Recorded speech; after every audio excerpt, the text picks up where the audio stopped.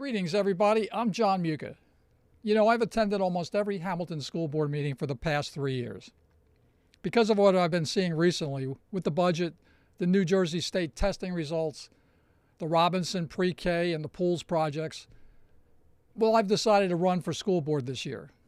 And of course, one person's not going to make much difference given the 8-person majority that we're facing. It would be a lot better to have a slate of 3 good candidates and win all 3 available seats in November. So I'll be asking your help during this week to get that solid slate together. Now let me tell you the story of the basic problem here. As Hamilton residents, we're spending lots of money on our public schools. And the reality is we're getting some pretty poor results. And on top of that, we've just seen 2 strategic facilities projects fizzle out because the expected bond borrowing wasn't actually approved. Now, our current school board has failed to ask the right questions at the right time. They've failed to listen to reasonable alternatives from residents as this whole situation goes on. So let's begin by taking a look at that Hamilton school budget. Now, we have a big school district with a big budget. In the first column, you can see that the total spending for the coming year is going to be about $293 million. $154 million, or 52% of that, comes from sources outside of Hamilton, like the state of New Jersey, the feds, and some other places. $133 million, which is less than half, comes directly from our Hamilton taxes. Now, of course, all $293 million comes from taxes, and we pay the Hamilton tax, we pay state taxes, and we pay federal taxes, and that's where that money comes from. When the state and federal and other sources give us our own tax money back, it comes along with restrictions and stipulations, and it can be canceled with little or no notice. And several school districts right now in New Jersey, like Toms River, they're in a crisis because they didn't get the expected state funds that they were promised.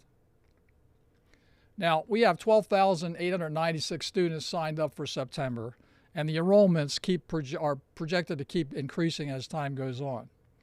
It comes out to about $23,000 of spending for each student in our public schools. That's an average of about, it's an average of about $8,302 for each household of our 35,000 households in Hamilton. Now the question is, we're spending all this money, $293 million on our schools. What is Hamilton's return on this investment? What are we expecting to get back from spending that $293 million? Now, public schools are a great thing. They've long been an important part of our community and a resource. It's an American approach to give every child a chance to learn those basic skills of reading and writing and math and history, how to get along with people, how to make reasonable conclusions. These are the skills that lead to success at school, on the job, in the family, and in our own community. So there's a lot of good reasons to spend the money necessary for this to happen. Unfortunately, there's significant evidence that we're not getting the performance we expect or the performance of years gone by. And one very clear way to see this is to take a close look at the New Jersey State testing results as they're reported by percentile rank. Percentiles are easy to understand and easy to compare. So for example, if you have a percentile score of 80%, that means that that school performed better than 80% of all similar schools in New Jersey on the testing.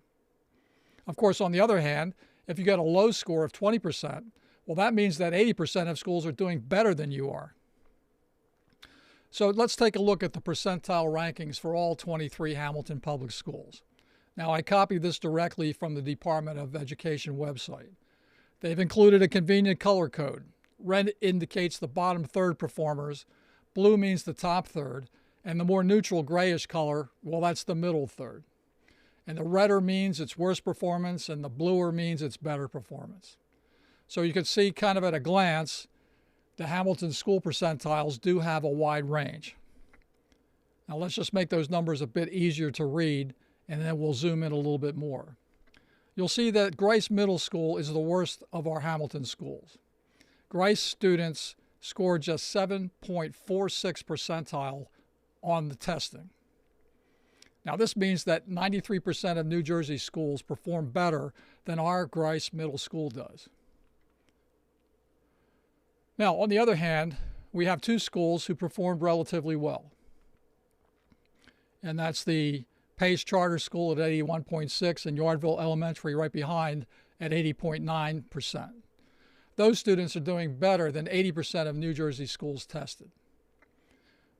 Now, we can go ahead and map out all of our 23 schools in terms of those top, middle, and bottom thirds. And as we do that, you're going to see pretty quickly that 14 of our 23 schools are actually in the bottom third, and that only 6 are in the middle third and only 3 make the top third performance.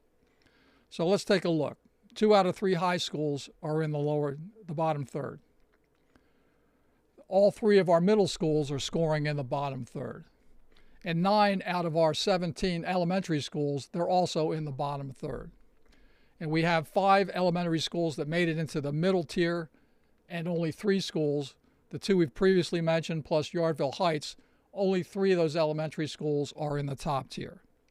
So overall, it's kind of a shock to see that 14 of 23 schools, more than half of our schools, are performing in the bottom third. It's also just as shocking to see that only 3 schools made it into the top third. Now, understand this analysis here is my own. I found the link to the state info in a NewJersey.com article. None of these charts or this information has ever been officially presented at a school board meeting, or a Dr. Rocco presentation, or in one of his community updates. So overall, this dose of reality might be a surprise if you thought we were doing much better than that as a school system. Of course, there's good news. We have 2 schools that are doing very well, 3 schools actually that are in the top 3, the top tier. And that shows that we have the ability in Hamilton to do well. And we have the ability to improve the performance of our other schools and move them up those tiers as time goes on. The problem is going to be finding out what exactly is wrong and then having a realistic plan to make it better. All right, now I'd like to move on to just the facility strategic plan for a minute. So far this year, 2 facilities projects were getting our attention, and that process hasn't been turned out very well either. At the January school board meeting, without warning, a facility strategic plan was announced, and 2 of the 12 initiatives in the plan were moved immediately into kind of a fast-track mode, and that was the pre-K expansion and a pools conversion project. Now, the pre-K project was going in the wrong direction right from the beginning. The initial proposal for state funding that was made in May of 2023 was for 3 sites: the Municipal and Park Avenue buildings, which are in the process of being decommissioned, and the Robinson Elementary School. And it kind of seems like the focus was on getting state funds for recycling some old buildings instead of doing the best possible job for our pre-K kids and their parents. And it seems like if we had asked, we could have gotten funding for a decentralized addition of pre-K classrooms across all of our elementary schools where they would fit. You know, we never tried to put all of our kindergartners into one centralized building, so why are we considering doing it for our 4-year-olds now? Well, later on in the year, the state came back and they rejected the request for the municipal building and the Park Avenue projects, and they only approved the Robinson plan. Many of us started calling that the mega pre-K. It's a 48,000 square foot building. It has 2 stories, and it's for 350 4-year-olds that would be driven or bussed in from all over Hamilton. At the January meeting, we saw that a $1.5 million contract was approved to pay the architects to do the designs and also to oversee the project. At the March meeting, there were detailed sketches presented, and Dr. Rocco and the architects were there to do that presentation. Next month, in April, Mr. Kanka told us construction bids might go out in June, with construction beginning as early as September. And that's September of 2025, this year. All through it, Dr. Rocco and the board majority continued to emphasize that no tax increase was going to happen. They believed the state would kick in a $12 million grant, and the MCIA, Mercer County Improvement Authority, would come up with bonds to cover the rest of the $30 million project.